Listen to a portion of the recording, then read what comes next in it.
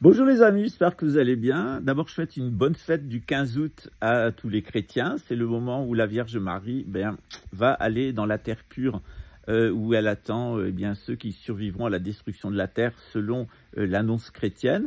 Ça ressemble beaucoup dans le bouddhisme à ce que nous avons avec Avalokiteshvara, Chenrezig, et qui apparaît d'ailleurs sous la forme d'une forme féminine. Aujourd'hui, c'est un jour un petit peu spécial, donc pour tous les chrétiens, pour tous les bouddhistes aussi. C'est aussi un moment très important dans le calendrier liturgique catholique. Il y a des choses qui sont un petit peu surprenantes. Vous savez, il y a des femmes qui sont très pures, comme la Vierge Marie, et Dieu a soufflé dans elle pour donner naissance à un nouvel Adam. Et quand on accepte l'Eucharistie, l'intercession du Christ, on rentre dans cette nouvelle humanité. Puis il y a la vieille humanité, l'humanité de Caïn, l'humanité des Amorites, et là, les pères se tapent leurs filles. Ce qui est très intéressant quand les pères se tapent leurs filles, qui sont complètement amoureux de leurs filles, c'est de voir comment les filles réalisent les fantasmes des pères. Alors généralement, les pères incestueux, ils voient leurs filles comme des petites princesses, etc. Ils n'hésitent pas à coucher avec, et on s'aperçoit que les filles sont d'une certaine façon l'être intérieur de l'homme amorite qui est leur père. C'est comme ça chez les Amorites, la fille souvent, elle va être l'incarnation de l'aspect féminin de la femelle amorite qui a un corps d'être humain. Je ne sais pas si vous me suivez.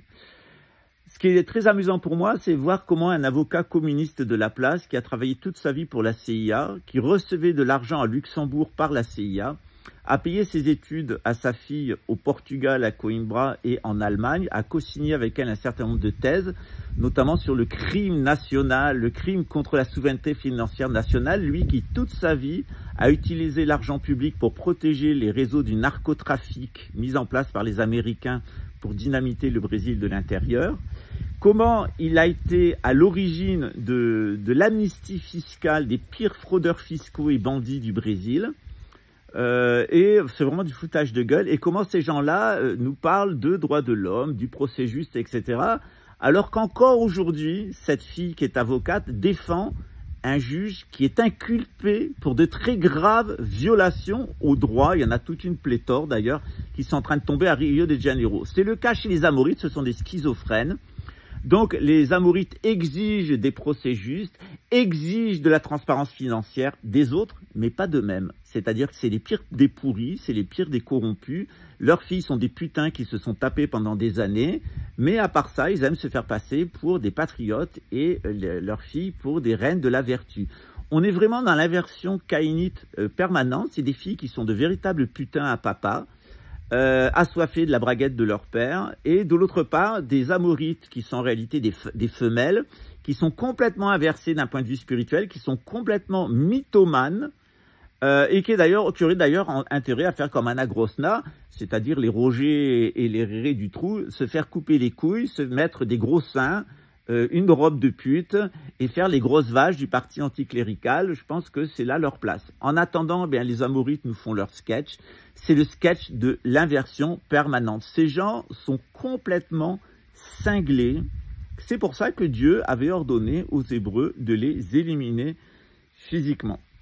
Il y a toute une humanité qui va disparaître, c'est-à-dire l'humanité qui n'accepte pas d'être rachetée par le sang du Christ et qui va continuer à vouer un culte à Satan en sacrifiant des enfants dans des rituels sataniques. On est vraiment là au cœur du dispositif de la démence amorite. C'est très difficile de rentrer dans leur vision des choses. On peut y arriver. Ils sont inversés d'un point de vue spirituel et ils sont inversés d'un point de vue sexuel. Et leur vie n'est qu'une inversion totale, c'est-à-dire ils sont officiellement contre les drogues, mais ils profitent du narcotrafic pour détruire la population à travers le narcotrafic en disant que c'est la manière dont ils vont se débarrasser des drogués, en plus en se faisant de l'argent alors qu'ils sont eux-mêmes drogués. Autre cas, c'est le cas Borel, par exemple, l'affaire du petit Borel ici à Rio de Janeiro. En réalité, on a un enfant qui est torturé dans le cadre d'un réseau pédocriminel.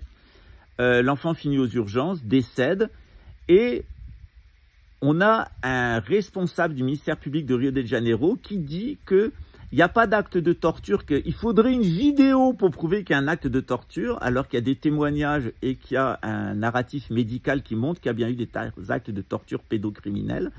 Et ça donne lieu à la loi Borel qui fait que sous n'importe quelle suspicion de maltraitance, un enfant peut être placé dans les orphelinats. Or, on sait que la DAS, en France, les orphelinats, sont le réservoir où ces réseaux pédocriminels amorites vont se servir en enfants. C'est-à-dire qu'on a à la fois cette loi qui sert d'instrument de chantage contre les avocats et contre les juges qui voudraient lutter contre la pédocriminalité parce que très facilement on va les accuser d'être des maltraitants ou eux-mêmes des pédophiles, c'est toujours l'inversion accusatoire. Et d'autre part, les réseaux pédophiles se servent de la loi, notamment de cette loi Borrell, pour aller se constituer des réservoirs à gosses qu'ils vont pouvoir violer. Encore une fois, je suis très fier de ce qui s'est passé à Rio de Janeiro parce que les Amorites, vous savez, c'est des êtres très bêtes, les Amorites. Surtout actuellement, ils sont en phase de coming out, c'est-à-dire qu'ils sont en train de sortir l'armoire. C'est-à-dire qu'ils sont persuadés qu'ils vont arriver à mettre en place une gouvernance mondiale et que la Terre leur appartient et qu'ils vont détruire l'abrahamisme. Or, en réalité, eh bien, c'est exactement un coming out qui est en train de se faire, c'est-à-dire qu'ils vont tous sortir du placard et les musulmans auront l'occasion de passer au bal-trap. Voilà, avec la venue du Mahdi et le retour de Jésus. Donc, c'est un véritable bal-trap des Amorites auquel on va avoir lieu. Et en attendant, ce qui est très important, c'est de les outer. Voilà.